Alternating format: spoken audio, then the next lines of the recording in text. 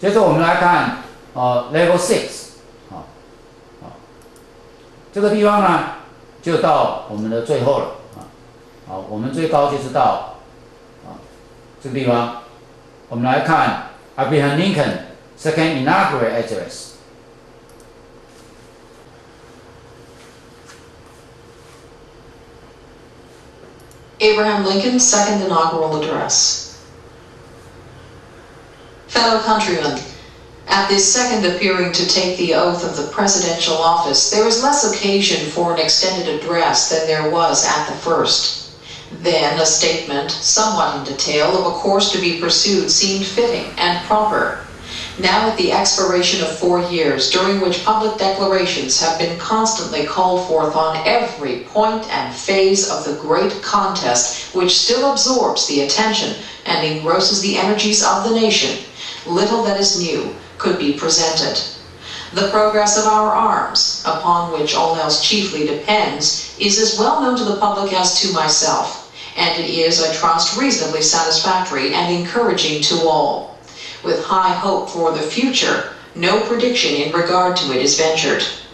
On the occasion corresponding to this 4 years ago, all thoughts were anxiously directed to an impending civil war. All dreaded it, all sought to avert it. While the inaugural address was being delivered from this place, devoted altogether to saving the Union without war, insurgent agents were in the city seeking to destroy it without war, seeking to dissolve the Union and divide effects by negotiation. Both parties deprecated war, but one of them would make war rather than let the nation survive, and the other would accept war rather than let it perish, and the war came.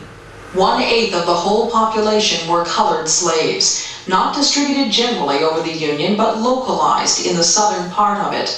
These slaves constituted a peculiar and powerful interest. All knew that this interest was somehow the cause of the war. To strengthen, perpetuate, and extend this interest was the object for which the insurgents would rend the Union even by war, while the government claimed no right to do more than to restrict the territorial enlargement of it. Neither party expected for the war the magnitude or the duration which it has already attained. Neither anticipated that the cause of the conflict might cease with, or even before the conflict itself should cease. Each looked for an easier triumph, and a result less fundamental and astounding. Both read the same Bible and pray to the same God, and each invokes his aid against the other.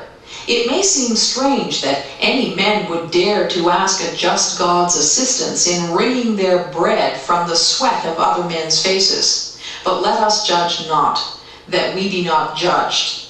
The prayers of both could not be answered.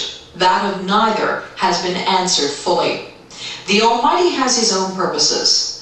Woe unto the world because of offenses, for it must needs be that offenses come, but woe to that man by whom the offense cometh.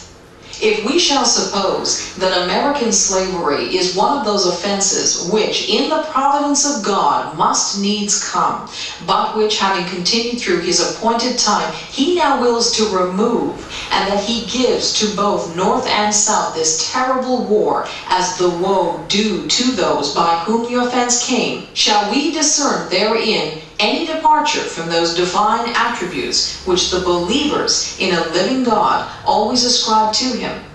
Fondly do we hope, fervently do we pray, that this mighty scourge of war may speedily pass away. Yet if God wills that it continue until all the wealth piled by the bondsman's 250 years of unrequited toil shall be sunk, and until every drop of blood drawn with the lash shall be paid by another drawn with the sword, as was said 3,000 years ago, so still it must be said. The judgments of the Lord are true and righteous altogether. With malice toward none, with charity for all, with firmness in the right, as God gives us to see the right, let us strive on to finish the work we are in, to bind up the nation's wounds, to care for him who shall have borne the battle, and for his widow and his orphan, to do all which may achieve and cherish a just and lasting peace among ourselves and with all nations.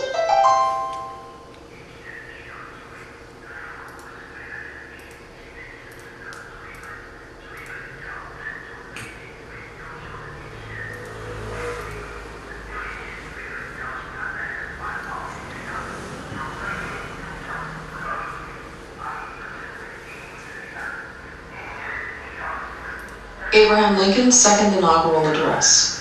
Abraham Lincoln's second inaugural address. Abraham Lincoln's second inaugural address. 再来就是要把这一句打出来。